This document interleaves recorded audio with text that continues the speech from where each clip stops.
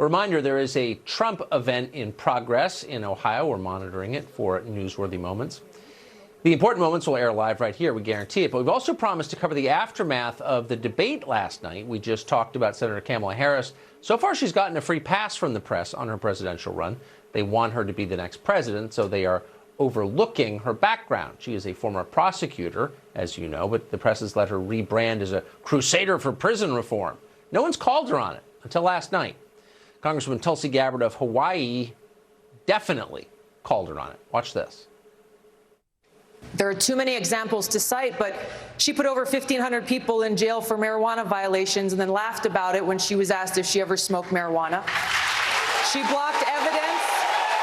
She blocked evidence that would have freed an innocent man from death row until the courts forced her to do so. She kept people in prison beyond their sentences to use them as cheap labor for the state of California. There is no excuse for that. And the people who suffered under your reign as prosecutor, you owe them an apology. It was an electric moment, and it might be why Congresswoman Gabbard was the most Googled candidate since the debate last night. She joins us tonight. Congresswoman, thanks a lot for coming on. Thanks, Tucker. So I haven't heard anybody say what you said. Why are you the first person to say this? Hey, look, voters deserve to know the truth. You know, the decision that the American people have before them is a critical one. The decision that Democrats have before them about who their nominee should be is a very important one. They deserve to know the truth about the candidates that are before them, and especially on this issue of criminal justice reform that's impacting so many people across this country because it is so broken and it is an unjust criminal justice system. Senator Kamala Harris was in a position to be able to make a difference in that when she was serving as Attorney General.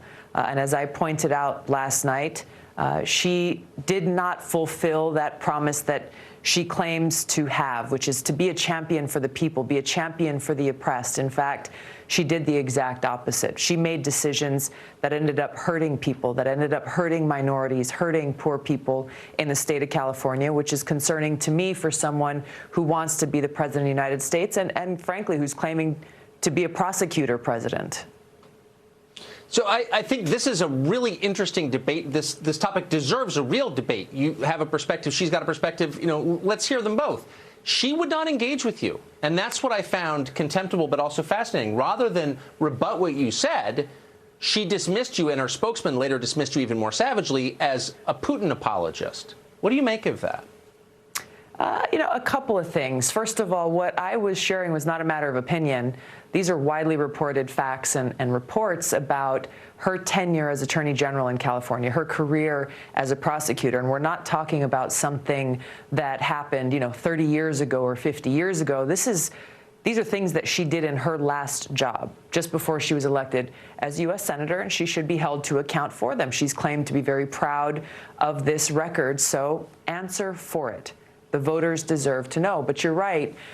She refused to answer the question. She refused to engage on the debate stage. And the responses from her and her campaign after the debate was basically to lob cheap smears and basically say that I'm a traitor or a foreign agent or a Trojan horse or whatever it was, and trying to feed those talking points to the media. So, you know, this is concerning on many levels about how a Senator Harris would govern as president. That if there are those who are critics of her or her record, you know, for me, I'm a two-time veteran of Middle East deployments.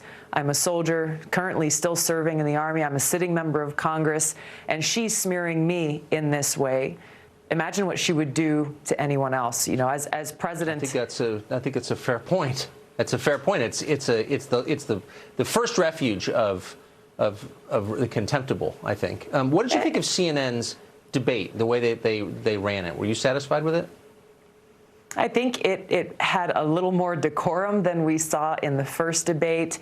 But, you know, look, I wish there was a more fair and balanced approach in how every candidate would have the right amount of time to be able to address these important issues that we face. There are many of them. 60 seconds and 30 seconds are short periods of time to be able to dig into these issues.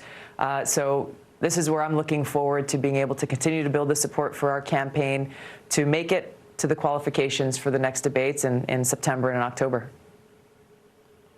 Yeah, I mean, the one place you don't want to be in Washington is outside the status quo as you are. That's when you start getting it from all sides. Well, but you're is obviously this Tucker. This is a lot of the conversation around this and the things that we're talking about again really come down to valuing this role, this job of president, and that most responsibility of commander-in-chief, and appreciating the freedoms that we hold dear in this country.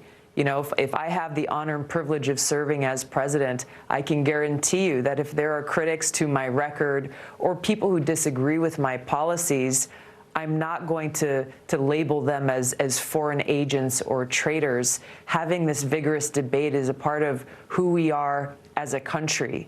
And it's something that we've got to appreciate and actually honor the voters and the people of this country in making sure that we're providing them with the truth and the information that they need to make the best decision possible. Amen. Tulsi Gabbard, thanks a lot for coming on tonight. Appreciate it. Thank you.